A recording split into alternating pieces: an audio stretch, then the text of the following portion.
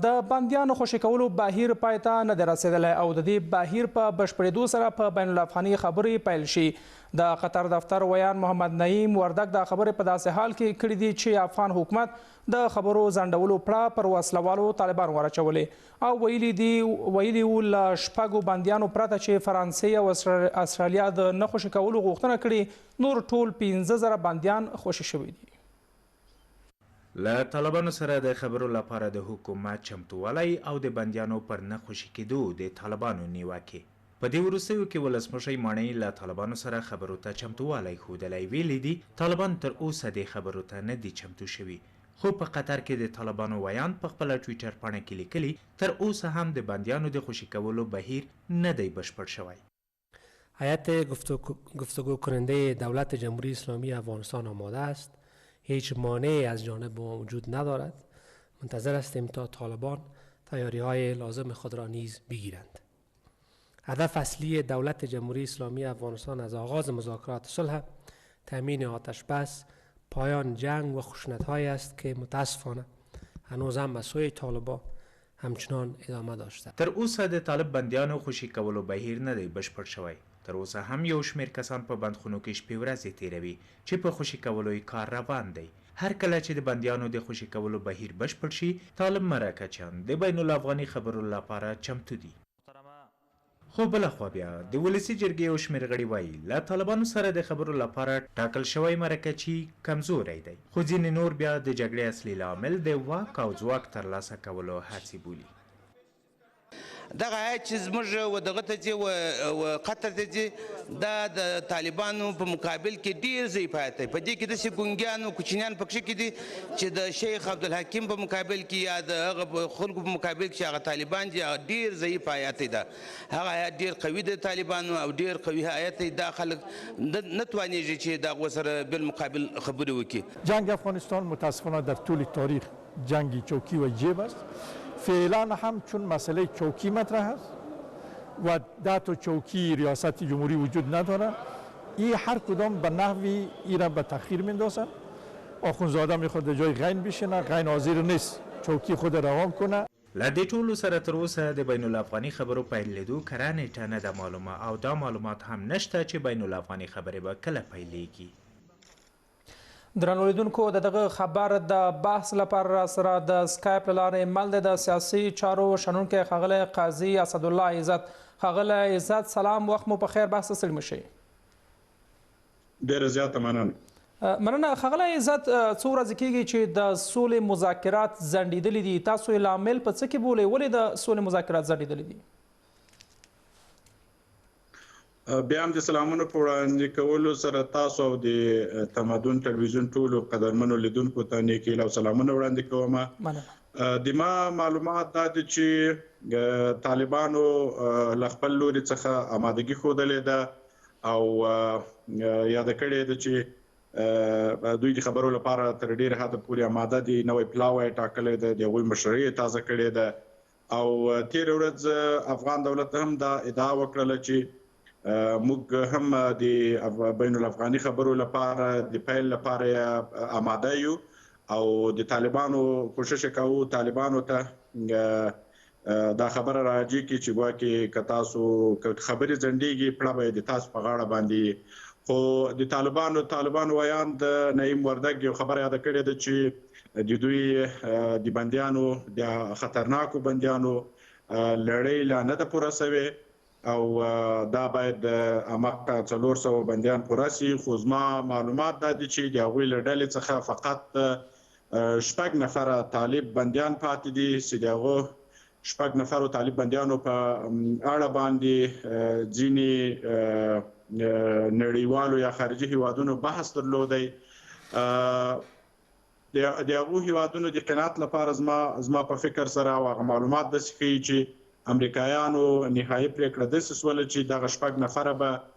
قطر هیواد ته لیږدول کیږي. اول ته به یا نظربند او یا هم هماغه د طالبانو په سیاسي دفتر کې وي تر څو پورې چې بین الافغاني خبرې نتیجه یې نه ورکړې، مثبته نتیجه یې نه ورکړې او د امریکایانو موافقه نه وسېدلې او د هماغه منتقدو هیوادونو چې کوم د طالبانو پر دغه بندیانو د خوشي کولو باندې نقد درلودی د هغوی موافقه تر هغو پورې به دا طالب بندیان عمل ته بند پاتې مطلب لکه خارجي له قطر هیواد څخه به نور خارجي سفرونه نشي کولای او معلومات مې دادي په بخښنې سره د ما معلومات دادي چې دغه 6 نفرو طالب بندیانو د انتقال پروسه روانه ده طبعا به دغه ته پاسپورتونه جوړیږي او ویزا به ورته اخیستل کیږي او بیا به خاص سفر ورته برابرېږي خاص طیاره به ورته برابرېږي چې دوی ولېږدي بنا دغه خبرې زما په فکر سره تر اوسه پورې نه دي بشپړې شوي نو د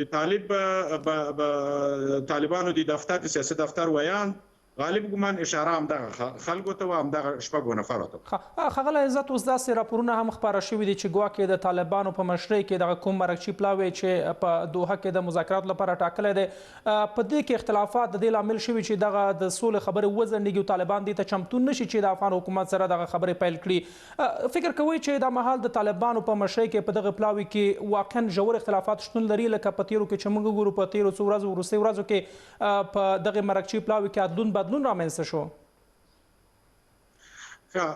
په ټوله کې د ما د طالبانو په اړه باندې د ما نظر دا ده چې طالبان له مختلفو لورو څخه متاثره خلک دي له مختلفو لورو څخه سمبالونکي او کنټرولونکي ډله ده وخت چې هماغه مختلف لوري یا خصوصا خاص لوري وغواړي چې طالبان منسجم سي منسجميږي به او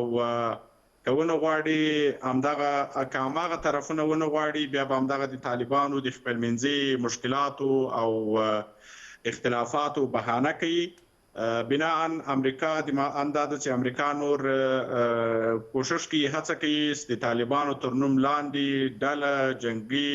فعالیتونه د نور افغان دولت سره یو ځای سي او په دې برخه کې په کافي اندازه باندې پر پاکستان او ځینې نورو هیوادونو باندې فشار راوستلی د اړکړې دي وخت چې دغه طرفونه وغواړي چې طالبان سول ته آماده کړی سي او بین الافغاني خبرې پیل سي زما پاند باندې د دوی په منځ کې هیڅ داسې ژور اختلافات نشته چې هغه د افغانستان دولت سره د دوی خبرې معطل کړي بناء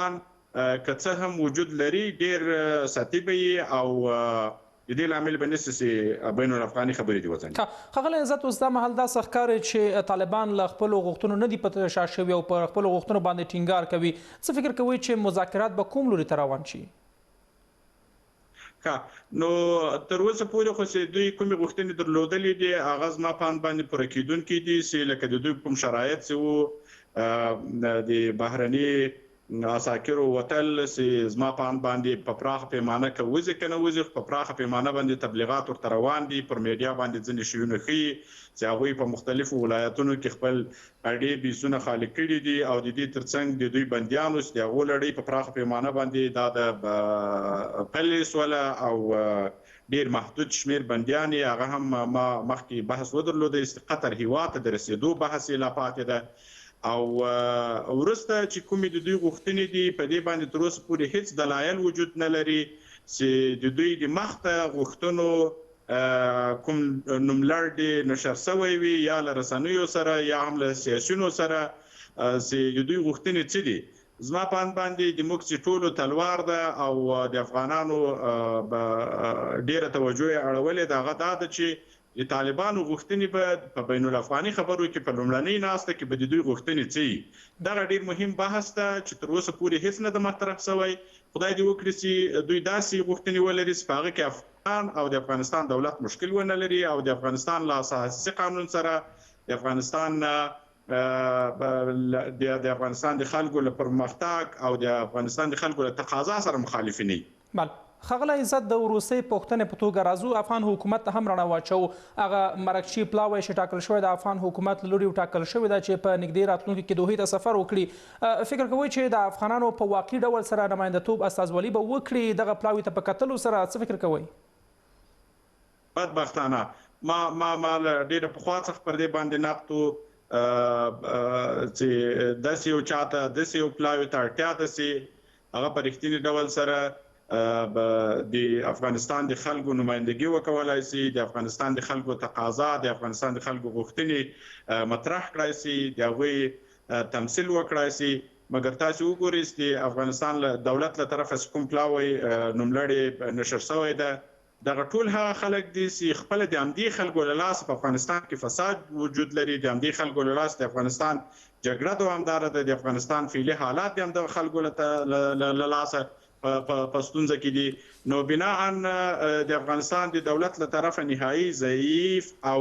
د خلکو د تقاضا خلاف یو پلاوی اعلان شوی ده، ولې بیا هم ناامیدي ځکه ښه نه ده چې موږ د سولې لپاره ډیر زیات تږي یو، د سولې د راوستو لپاره نهایت ډیر ضرورت ده.